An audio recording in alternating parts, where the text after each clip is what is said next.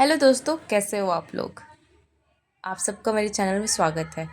इस वीडियो में मैं बात करूंगी, अगर आपने बीएससी एजी कर ली है तो आपको, अगर आप बीएड करने की सोच रहे हो और टीचिंग फील्ड में आने की सोच रहे हो तो कौन कौन से सब्जेक्ट्स आप चूज़ कर सकते हो। सो एक्चुअल में आपको यहाँ 2 सेमेस्टर होते हैं जिसमें आपको 6 सब्जेक्ट मिलने वाले हैं, such as contemporary of India and education and growing up as a learner. तो इसमें आपको चूज़ करना होता है पेडागॉजी, जिसमें पेडागॉजी 1 पेडागॉजी 2 होता है। तो आपने बीएससी कर रखी है तो आपको इसी से रिलेटेड सब्जेक्ट को चूज़ करने होंगे, सिंपल सी बात है। तो लाइफ साइंस आपके पास ऑप्शन होता है, बेसिक साइंस होता है, फिजिकल साइंस होता है, और एनी सब्जेक्ट लैंग्वेज सब्जेक्ट हो जाती है, जैसे हिंदी इंग्लिश हो गया।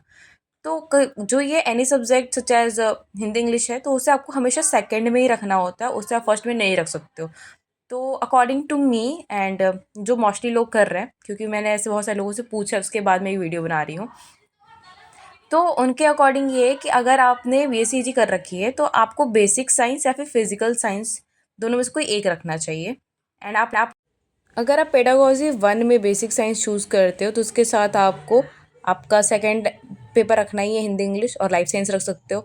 अगर आप पेडागॉजी 2 चूज़ करते हो तो यहाँ पे आप फिजिकल साइंस चूज़ करो, क्योंकि अगर आप सिलेक्ट हो जाते हो टीचर के लिए, तो अगर आपने बेसिक साइंस रखी है तो 6 to 10th के लिए आपको साइंस से रिलेटेड जो सब्जेक्ट्स होंगे बेसिकली 6 to 10th क्लास तक पढ़ाने को मिल जाएंगे।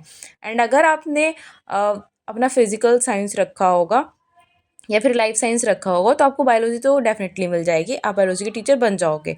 ओके, अगर आप बात करते हैं टीजीटी एग्रीकल्चर या पीजीटी एग्रीकल्चर के लिए, तो टीजीटी एग्रीकल्चर करोगे आप तो उसके बाद आपको 6 to 8th क्लास के बच्चों को पढ़ाने को मिल जाएगा। एंड अगर आप पीजीटी एग्रीकल्चर कर लोगे तो 9 to 12th के बच्चों को पढ़ाने को मिल जाएगा। एंड अगर आपको टीजीटी करनी है तो उसके लिए सीटेट क्लियर करना पड़ेगा या फिर यूपीटेट क्लियर करना पड़ेगा। एंड अगर आपने पीजीटी कर रखा है तो आपको सीटेट या फिर यूपीटेट की ज़रूरत नहीं है। So guys, thanks for watching and love you all. अगर आपको समझ में आ गया हो तो अच्छी बात है, एंड अगर आपको कोई क्वेरी होगी तो कमेंट में आप कर सकते हैं, मैं आपको रिप्लाई ज़रूर दूंगी।